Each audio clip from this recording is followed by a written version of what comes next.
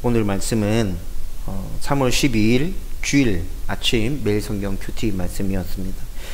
오늘 본문 앞 내용을 보면 19장부터 쭉 읽어보면 예수님이 제자들에게 하나님의 나라와 천국에 대해서 계속해서 가르쳐 주시는 모습이 나옵니다. 어린아이와 같은 자가 천국에 들어갈 수 있다. 부자가 천국에 들어가는 것은 낙타가 바늘귀를 통과하는 것만큼이나 어렵다. 19장의 내용들이 이런 것이에요. 이런 가르침을 쭉 듣고 있던 베드로가 질문합니다. 예수님, 모든 것들을 다 포기하고 우리는 예수님 따랐는데 그러면 우리는 어떤 상급을 받게 됩니까? 하늘나라 갔을 때, 천국에 갔을 때 이렇게 질문하죠.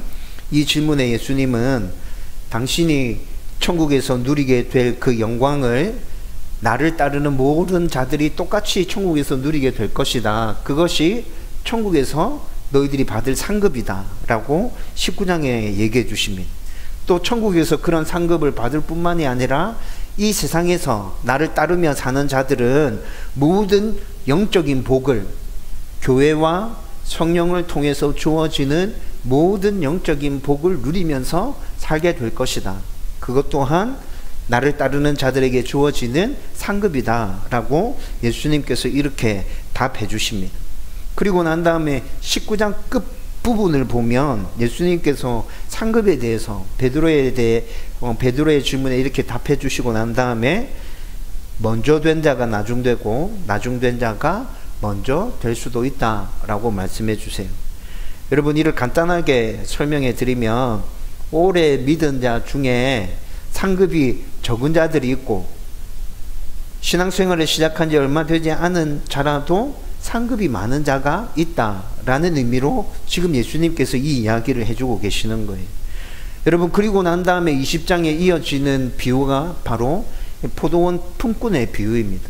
이 의미를 좀 더 쉽게 제자들에게 풀어 설명해 주기 위해서 이 비유를 들어서 오래 신앙생활을 했지만 적은 상급을 받는 사람이 어떤 사람인지, 짧은 신앙생활이었지만 많은 상급을 받는 사람이 어떤 사람인지에 대해서 예수님께서 지금 설명해 주고 계시는 것이죠.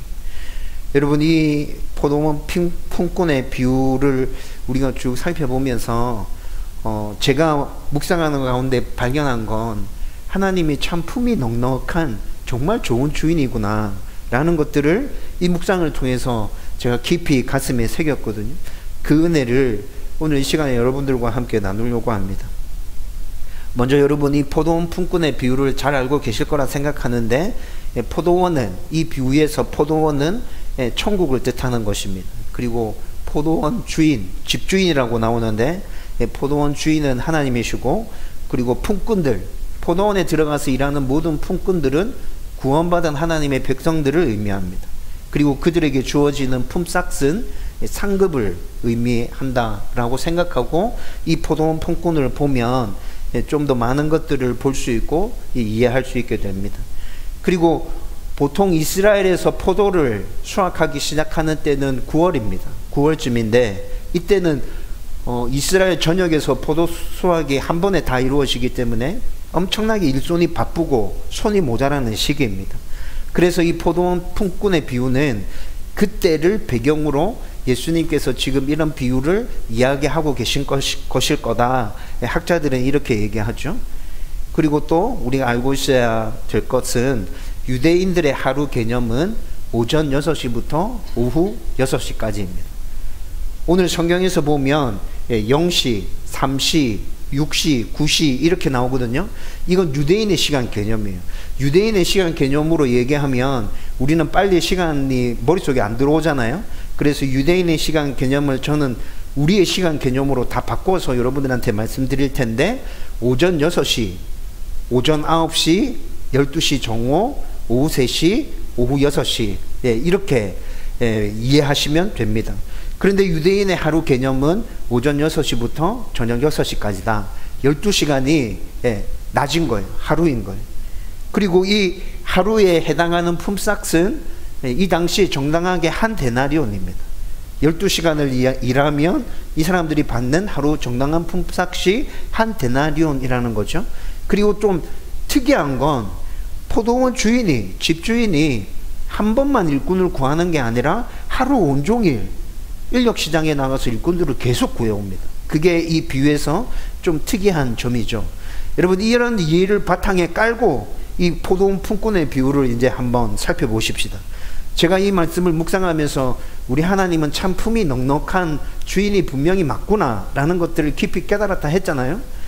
여러분, 오늘 말씀 가운데 그걸 분명하게 발견할 수 있는데, 그 첫 번째는 구원은 방법과 때를 다 포함해서 오직 하나님의 은혜라는 사실이 이 포도원 품꾼의 비유에서 계속해서 나타납니다.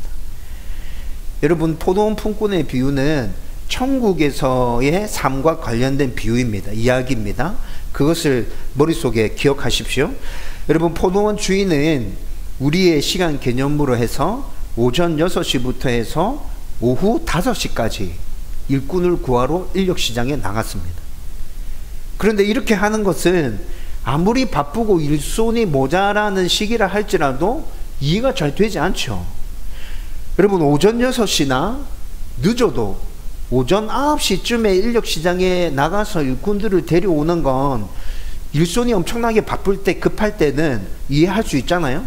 6시에는, 오전 6시에 나가보면, 예, 일 잘하는 사람, 기술도 있고 젊고 빠릿빠릿하고, 예, 관련 분야에 경력도 많은 사람들 많이 구할 수 있겠죠. 그래서 6시에 나가서 좋은 사람들 구해서, 예, 포도원으로 들여보냅니다. 그런데 9시에 나가면 좋은 사람들은 다 빠지고, 예, 소위 우리가 흔히 얘기하는 2급 정도 되는 사람들이 이제 남아있겠죠. 2급, 3급, 4급 그 이하로. 1급은 6시에 다 빠져나갔을 거잖아요. 그렇죠? 근데 일손이 너무 급하기 때문에 2급이라도 지금 당장 부족한 일손을 채우려고 하면 그 정도라도 괜찮아 생각할 수 있어요. 그런데 12시에 나가서 인력시장에서 사람들을 데려오는 일은 어떻죠?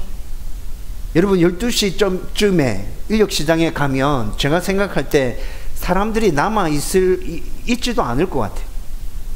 팔려가지 않은 사람들은, 예, 오후 9시쯤, 아니 오전 9시쯤 지나면 다 집으로 가겠죠. 아, 오늘 허탕이다, 오늘은 일 못하는 날이구나 생각하고 다 집으로 갈 거예요. 그런데 12시쯤에도 만약에 남아있는 사람들이 있다. 그 사람들은 어떤 사람일 것 같습니까? 병들거나 늙었거나 일과 관련해서 포도원에서 일해야 되는 그 일과 관련해서 전혀 경력이 없는, 그런 일과는 아예 상관이 없는 사람들이 전부 다 남아 있을 거예요. 여러분, 이런 사람들을 경제적인 논리를 따지면서 일을 시킨다 생각해 보십시오. 여러분, 이런 사람들이 일을 시킬 수 있겠어요? 이런 사람들 일 못 시키죠. 경제적인 논리가 수지타산이 맞지 않습니다. 아무리 일손이 급한 때라고 해도 여러분, 경제적인 논리를 따진다면 이런 사람들은 일꾼으로 데려다 쓸 수 없는 것이죠. 그런데 포도원 주인은 경제적인 논리를 뛰어넘어서 인력시장에 나와 있는 모든 사람들을 일꾼으로 다 데려갑니다. 여러분, 이뿐만이 아니라 일꾼을 사기 위해서 오전 9시, 아니 오전 6시, 오전 9시, 그리고 12시, 오후 3시, 오후 5시까지 인력시장에 주인이 계속 나가죠. 여러분, 이를 보면 오전 6시에도 포도원 주인은 일을 잘할 것 같은 사람만 골라서 포도원으로 들여보낸 게 아니라는 것을 알 수 있습니다. 일을 잘할 것 같은 사람만 골라서 포도원에 들여보냈다면 굳이 오전 9시, 정오 12시, 오후 3시에 인력시장에 나가서 사람들을 구해올 필요가 있을까요? 저는 그렇지 않다는 생각이 들었어요. 쉽게 설명해 드리면, 여러분, 이 포도원 품꾼은 하루 임금이 얼마인지, 그리고 12시간을 일해야 하루 일당을 줄 수 있다, 이런 개념들은 생각하지 않고 이 모든 것들을 다 초월해서 인력시장에서 일꾼들을 지금 구하고 있는 거예요. 물론 각자의 능력과 이러한 시간에 따라서 차이가 나게 일당을 준다면 그것도 어느 정도 이해가 되고 납득이 돼요. 그래, 일한 만큼 받아가는 거지, 이해가 되죠. 그런데 하루 일을 마치고 난 다음에 일당을 받을 때 이 포도원 품꾼이, 아니 포도원 주인이 데려간 모든 일꾼들의 일당이 다 똑같이 얼마라고요? 한 데나리온이라고. 2절을 보면, 오늘 우리가 읽은 본문 2절을 보면 오전 6시에 포도원에 일하러 들어가는 일꾼에게 주인은 분명하게 얘기합니다. 오늘 하루 온종일 일하면 내가 너한테 한 데나리온을 줄 것이다. 2절에서는 한 데나리온이라고 분명하게 얘기하고 있습니다. 그런데 그 이후에 4절부터 쭉 읽어보면요, 오전 9시부터 오후 5시까지 포도원의 품꾼들을 데려가죠. 그런데 주인이 한 데나리온이라고 말하지 않습니다. 그냥 너가 일한 것에 따라서 상당하게 하루 품삯을 주겠다. 상당하게 라고 그렇게 얘기합니다. 여러분, 처음에 팔려가지 못한 일꾼들은 오늘 허탕이었다 생각했는데 어느 사람이 와서 자기를 사서 일하라고 시키니까 너무 고맙고 감사하죠. 그래서 상당하게 줄 것이라는 이 얘기만으로도 그냥 내가 일한 만큼 오늘 한 데나리온이 아니라 할지라도 내가 오늘 일한 만큼 주인이 줄 건갑다 생각하고 감사한 마음으로 그렇게 들어간 거예요. 그런데 일을 마치고 난 다음에 품삯을 계산할 때 보니까 주인이 말한 그 상당하게가 한 데나리온이라는 것이죠. 이건 순전히 포도원에서 일한 모든 일꾼에게 주인이 베푸는 은혜입니다. 모든 일꾼들이 다 주인에게 감사해야 할 내용이라는 것이죠.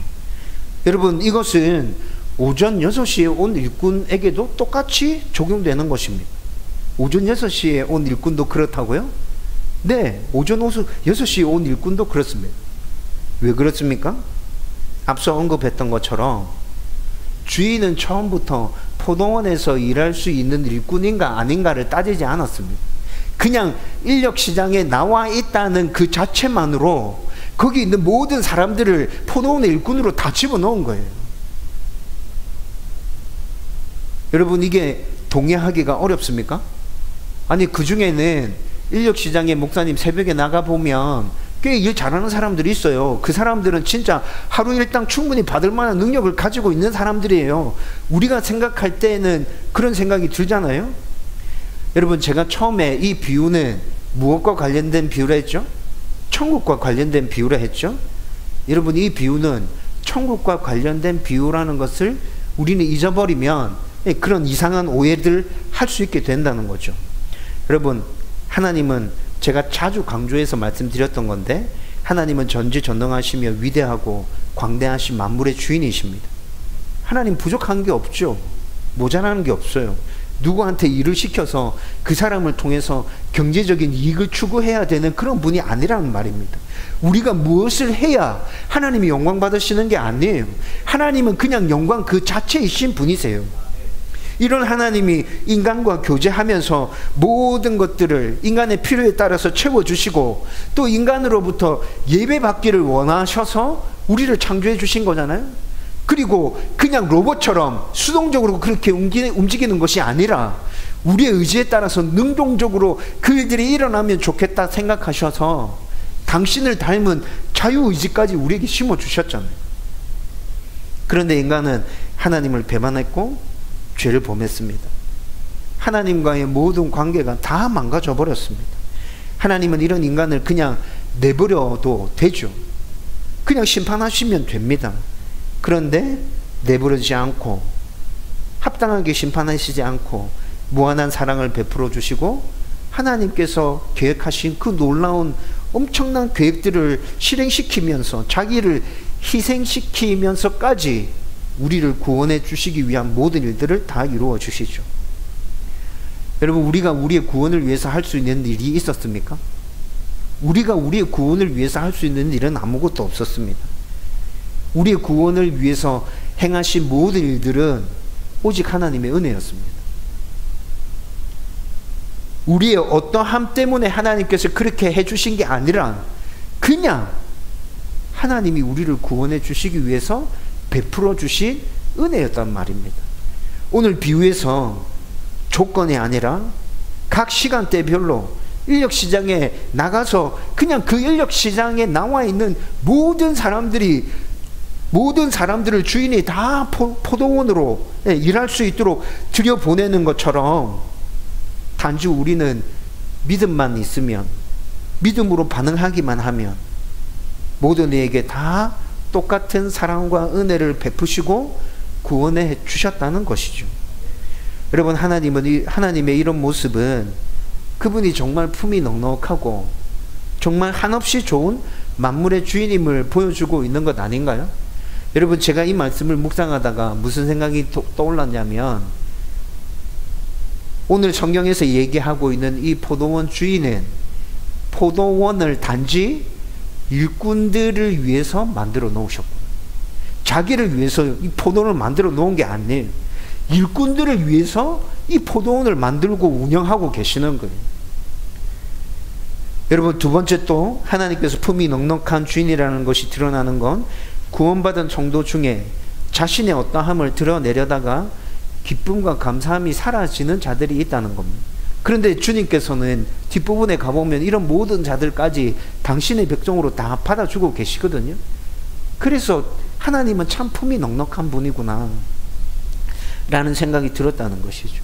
오늘 11절 말씀에 보면 오전 6시에 온 일꾼들이 포도원 주인에게 원망을 쏟아냅니다.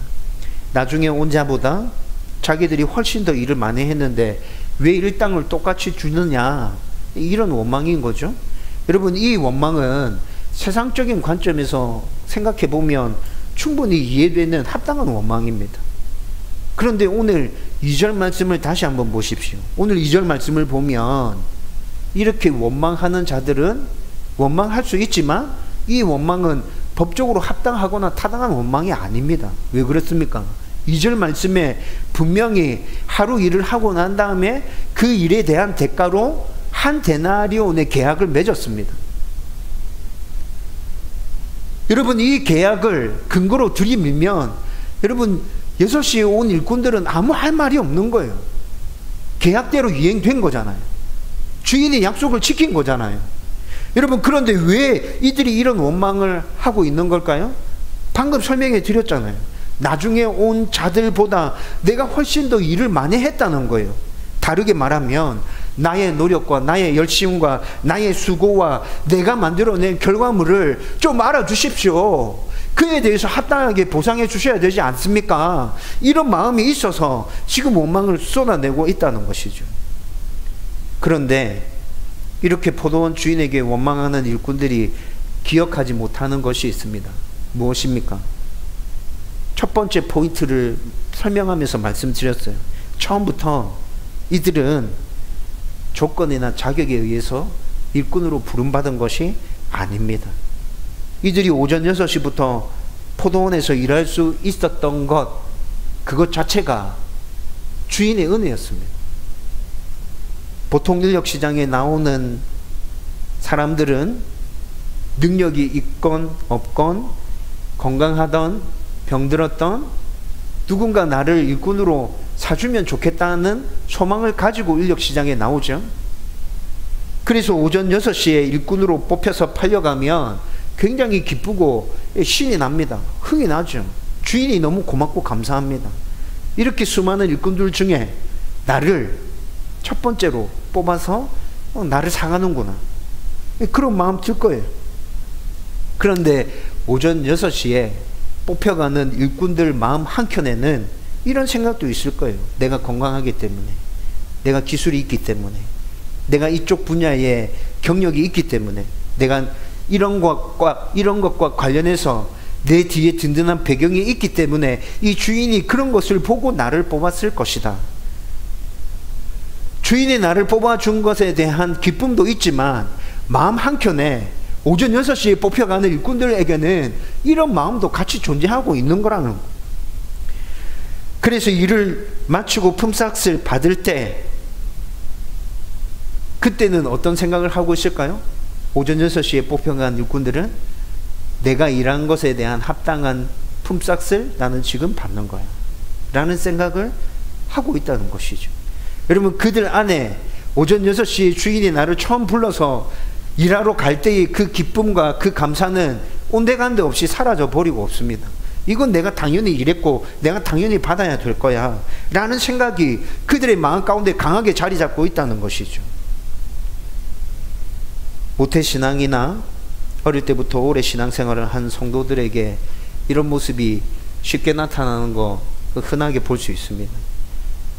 여러분, 다른 사람들 살펴볼 필요 없이 여러분, 저에게도 이런 마음이 있습니다.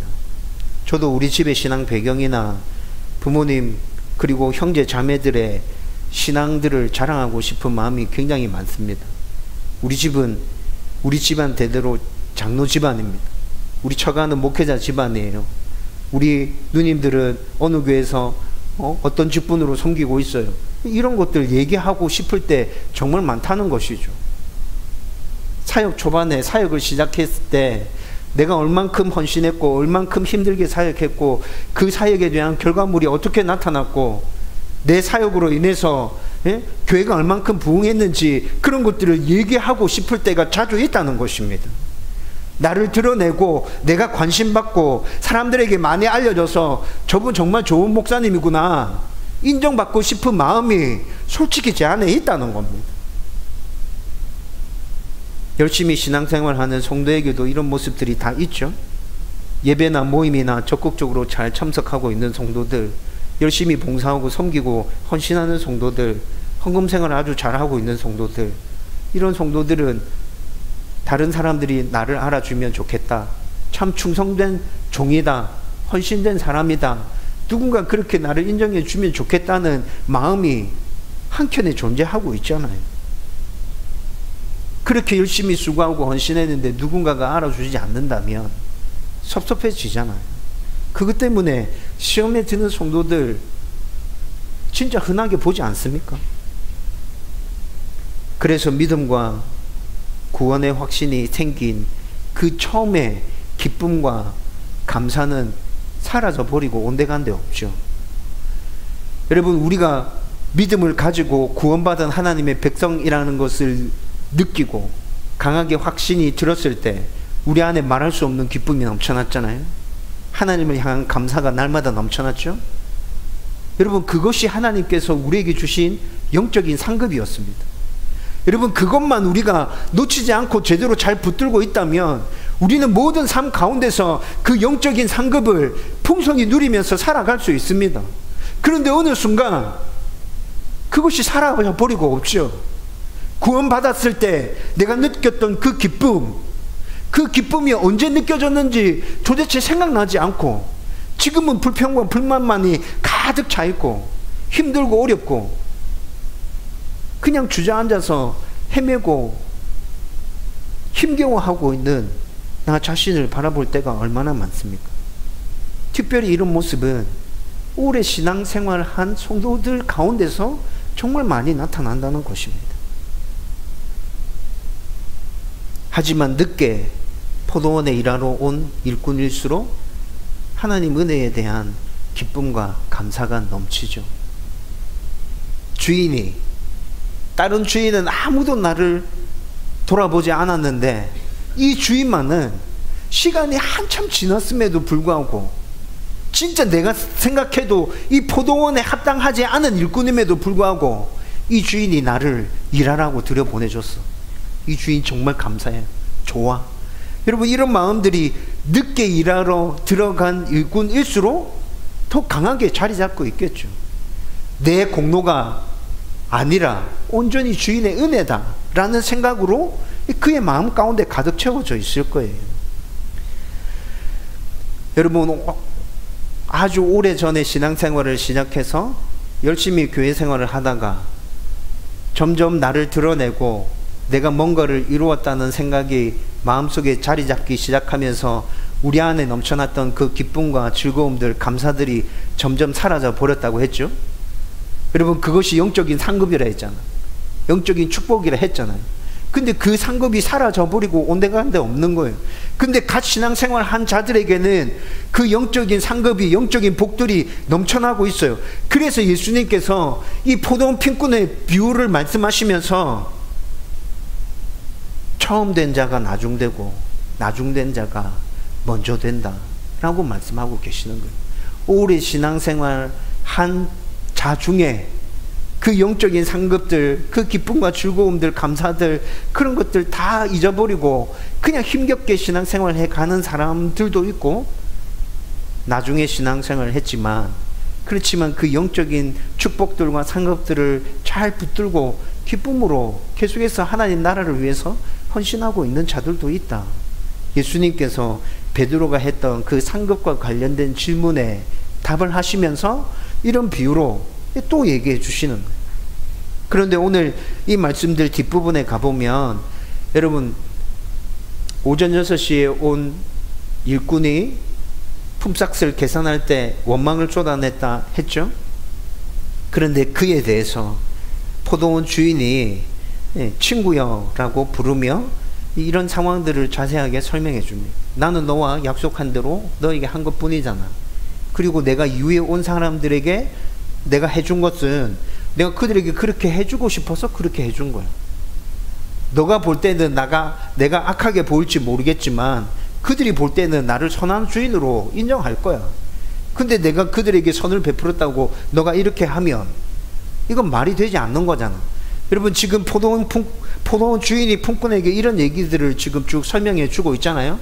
그런데 여러분, 이 말씀에서 제가 들어왔던 한 단어가 뭐였냐면 13절에 보면 여러분, 이렇게 원망하는 자를 향해서 친구여 라고 부르고 있습니다. 친구여. 여러분, 이 친구여라는 이 의미가 어떤 의미로 이렇게 부르고 있는 건지 제가 되게 궁금해졌어요. 그래서 헬라어를 찾아보니까 여러분, 이 친구여라는 이 의미는 전쟁터에서 생사고락을 함께 나눈 전우의 의미를 담아서 이렇게 부르고 있는 거예요. 원망하는 그 일꾼에게 친구여 이렇게 예수님 부르시잖아요. 포도원 주인이 부르잖아요. 그런데 전쟁터에서 생사고락을 함께한 전우라는 의미로 이렇게 부르고 있어요. 여러분, 오늘 13절에서 쓰여진 이 친구여라는 단어는 마태복음 11장에서 22장에서 26장에서 이렇게 3번 똑같은 친구여라는 단어가 쓰여졌습니다. 그런데 그 3번 쓰여진 경우를 살펴보면 다 부정적입니다. 마태복음 11장에서는 피리를 불어도 춤추지 않고 애통하는 사람이 있는데 그 애통하는 사람들을 보면서 위로할 줄도 모르는 동무, 친구라는 의미로 마태복음 11장에서 이 단어가 쓰여지고 있습니다. 마태복음 22장에서는 예복을 입지 않고 혼인잔치에 참여한, 왕의 혼인잔치에 참여한 사람들 있죠. 결국 이 사람들 쫓겨나죠. 그 왕이 예복을 입지 않고 혼인잔치에 참여한 사람들을 향해서 친구여 너는 왜 예복을 입지 않았느냐 이렇게 물어보거든요. 그때 이 똑같은 단어가 쓰여졌어요. 마태복음 26장에서는 예수님을 팔아넘기는 가룟 유다가 예수님을 잡아가기 위해서 끌고 왔던 그 군사들, 종교 지도자들의 군사들을 향해서 예수님이 똑같은 단어로 친구여라고 부르고 있는 모습이 나타납니다. 여러분, 이런 모습들을 쭉 살펴보고 난 다음에 오늘 여기서 이 친구여라는 단어가 왜 쓰여졌는지를 생각해 보면 분명히 포도원 주인은 지금 원망하고 있는 일꾼들에 대해서 책망하고 있는 게 맞습니다. 책망의 의미가 분명히 담겨져 있습니다.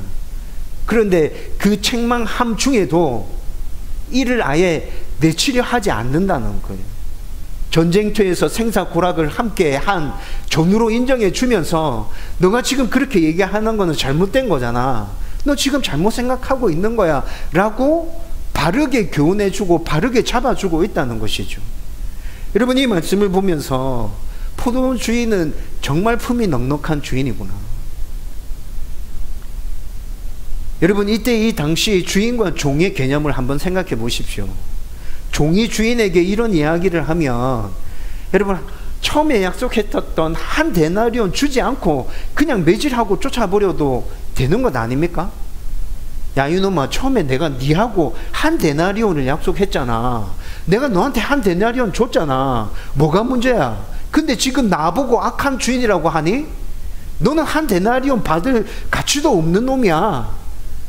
여러분, 그냥 매질해서 쫓아버려도 되는 것 아닙니까? 이때 이 당시에 주인과 종의 개념은 그런 거 아니에요? 그런데 포도원 주인은 그렇게 하지 않아요. 책망하고 있지만 여전히 이를 자신의 포도원에서 일한 일꾼으로 인정해 주고 있다는 것이죠. 여러분, 하나님은 정말 품이 넉넉하고 한없는 사랑과 은혜를 베풀어주는 좋은 만물의 주인이 맞습니다. 오늘 포도원 품꾼의 비유, 이 이야기는 천국 이야기라 그랬죠. 천국에서 어떤 자가 상급을 받습니까? 라는 질문에 덧붙여져서 이 비유가 지금 설명되어지고 있는 것이라고. 먼저 된 자가 나중되고 나중된 자가 먼저 된다.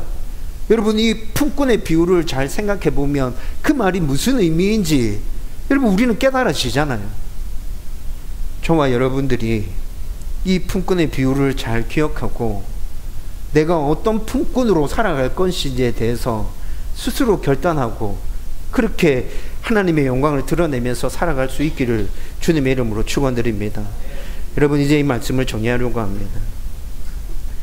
우리가 모든 부분에서 하나님의 사랑과 은혜를 잘 이해하고 가슴에 새기고 있다면, 또 하나님은 정말 품이 넉넉하고 한없는 사랑과 은혜를 베푸시는 좋은 만물의 주인이시라는 것을 기억하고 있다면 우리는 모든 삶에서 감사할 수 있고 기뻐할 수 있습니다.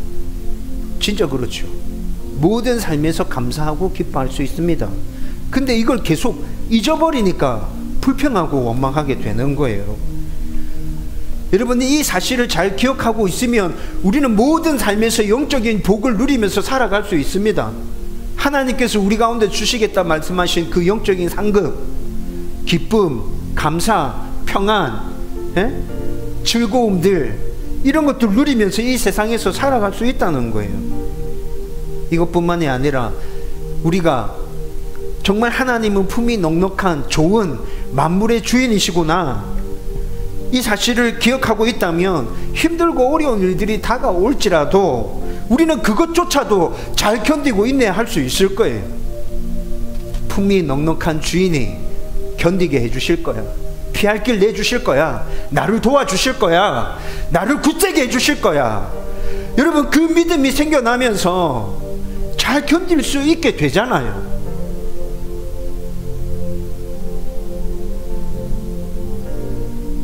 저는 하나님이 이런 분이라는 이 사실이 저와 여러분들의 머릿속에 깊이 새겨지고 각인되어졌으면 좋겠습니다.